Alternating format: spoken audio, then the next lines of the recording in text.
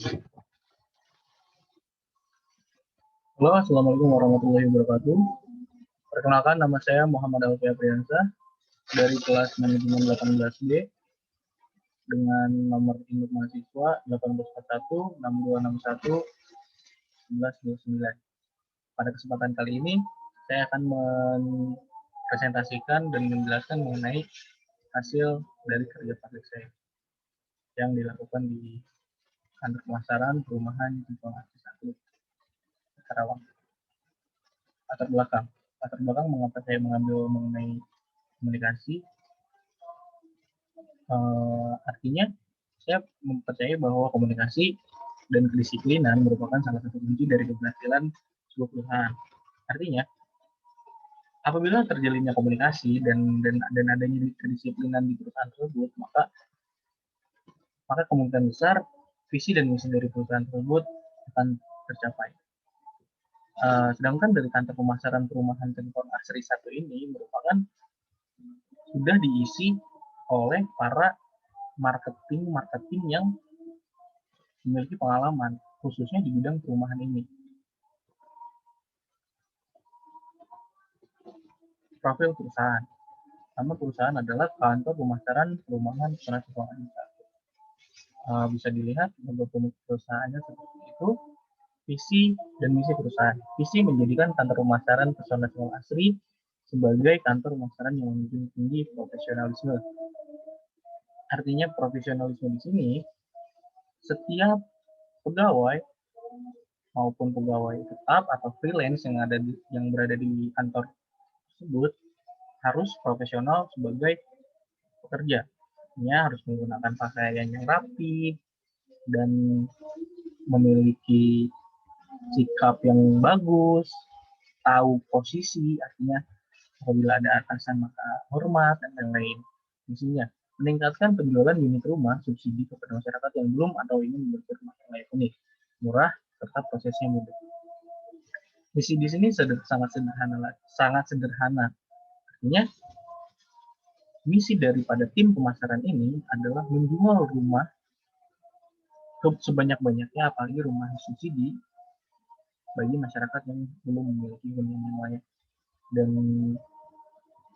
dan dapat dijamin oleh kantor pemasaran ini prosesnya mudah serta harganya murah, dan apabila ada kendala akan dibantu oleh kantor pemasaran ini. Mengenai manajemen, menurut Hasibuan, manajemen adalah seni mengatur proses pemanfaatan sumber daya manusia dan sumber daya lainnya secara efektif dan efisien untuk mencapai suatu tujuan tertentu. Artinya, manajemen ini bagaimana cara kita memanfaatkan sumber daya manusia, sumber daya alam yang ada, sehingga membuat perusahaan tersebut mencapai visi dan misi. Sedangkan manajemen sumber daya manusia didefinisikan sebagai suatu perencanaan, pengorganisasian, pelaksanaan, dan pengawasan terhadap pengadaan, pengembangan, pemberian balas jasa, pengintegrasian, pemeliharaan, dan pengesahan tenaga kerja dalam rangka mencapai tujuan organisasi. Menurut Anwar Prabu Mangkunegara. Ini bisa diartikan bahwa manajemen sumber daya manusia ini memegang peran penting dalam proses perekrutan karyawan. Artinya apabila proses perekrutan karyawan yang dilakukan oleh manajemen sumber daya manusia gagal, maka gagal atau mereka salah merekrut orang, kemungkinan harmoni yang sudah tercipta di perusahaan tersebut ataupun apabila perusahaan tersebut baru, artinya orang tersebut atau karyawan yang sudah direkrut apabila tidak tepat, maka bisa jadi malah menghambat kinerja perusahaan tersebut. Tujuan dari kerja praktek adalah menambah wawasan dan ilmu pengetahuan mahasiswa karena ilmu yang diperoleh di bangku kuliah akan lebih manfaat bila diaplikasikan pada instansi atau perusahaan. Manfaat kerja praktek. melatih mental mahasiswa, melatih cara berkomunikasi mahasiswa, melatih cara bersosialisasi mahasiswa, menerapkan ilmu yang sudah didapat perguruan tinggi. Dari keempat poin tersebut, yang menurut saya menarik adalah melatih cara berkomunikasi daripada mahasiswa. Artinya, walaupun mereka ini disebut sebagai mahasiswa, terkadang ada ada mahasiswa yang tidak memiliki cara berkomunikasi yang baik dan benar. Pada dasarnya hal itu seharusnya tidak bisa dilatih sejak mereka berada dalam bangku sekolah atau senior high school mungkin. Dan menerapkan ilmu yang sudah didapatkan di perguruan tinggi. Artinya bukannya kita menggurui daripada karyawan atau pegawai yang sudah menetap di situ dengan cukup lama. Di sini berarti bahwa kita sebagai mahasiswa maupun sebagai anak bisa disebut generasi milenial, artinya kita harus bisa memberikan gagasan-gagasan atau ide terhadap perusahaan yang sedang kita laksanakan kerja praktek. Contoh sederhananya dari kasus saya sendiri, saya membuatkan akun Instagram, akun e-commerce seperti Shopee, Tokopedia, Bukalapak, dan lain-lain. Dan itu gratis. Dan prosesnya mungkin cukup lama dan agak ribet, tapi itulah yang itu adalah salah satu gagasan atau ide yang dihargai oleh perusahaan atau tempat saya bekerja saat ini.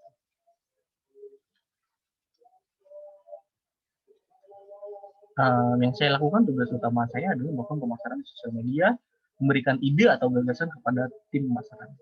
Mungkin poin kedua sudah saya jelaskan tadi. Yang pertama, melakukan pemasaran di sosial media. Harus diakui bahwa tim pemasaran di kantor saya ini kurang memahami apa itu sosial media. Mereka hanya melakukan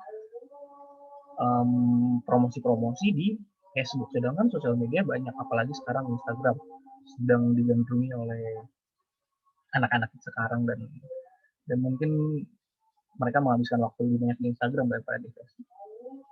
Jadi yang saya lakukan adalah membuat mereka akun Instagram serta membuatkan mereka akun-akun lain seperti Twitter dan lain-lain. Tugas mendukung untuk data calon konsumer. 2. Mengikuti rapat pemasaran untuk data calon konsumer. Di sini artinya saya memasukkan nomor KTP, KK, surat nikah atau persyaratan lainnya untuk membeli rumah. Dan nomor 2, mengikuti rapat ketua pemasaran. Artinya ketua pemasaran di sini mengajak saya bersama rekan-rekan saya untuk mengikuti rapat yang dilaksanakan di kantor pemasaran itu sendiri maupun di perusahaan ataupun kantor pusat. Permasalahan di sini biasanya karena terjadinya pandemi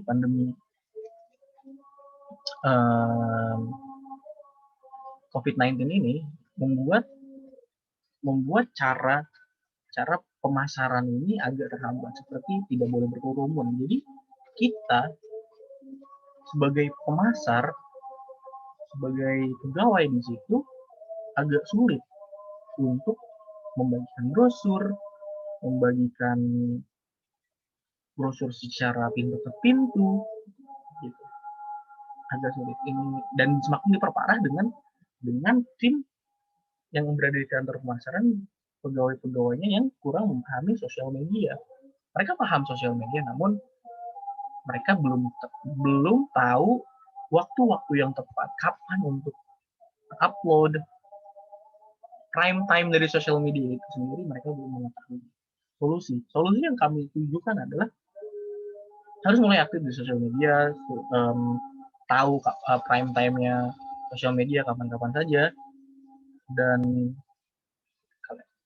seperti yang saya sudah bilang, Instagram adalah salah satu aplikasi yang cukup mudah digunakan, dan tinggal beri sedikit hashtag sehingga orang tahu bahwa itu ada produk kalian. Kesimpulan yang bisa didapat adalah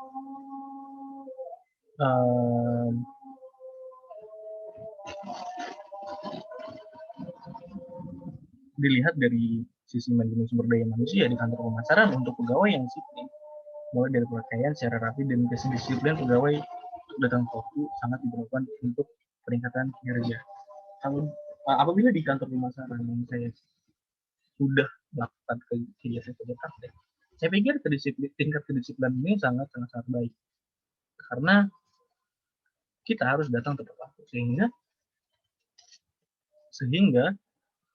kinerja ataupun istilahnya kalau ke toko pasaran saya selalu bilang bahwa agar rezekinya tidak dipatok ayam, katanya kayak gitu. Dan berpakaian rapi. Kami harus memakai kemeja ataupun sepatu gitu. Jadi sehingga orang atau calon customer itu melihat, wah ini rapi nih, ini enak dilihat, enak untuk diajak ngobrol dan lain-lain, lebih tertarik.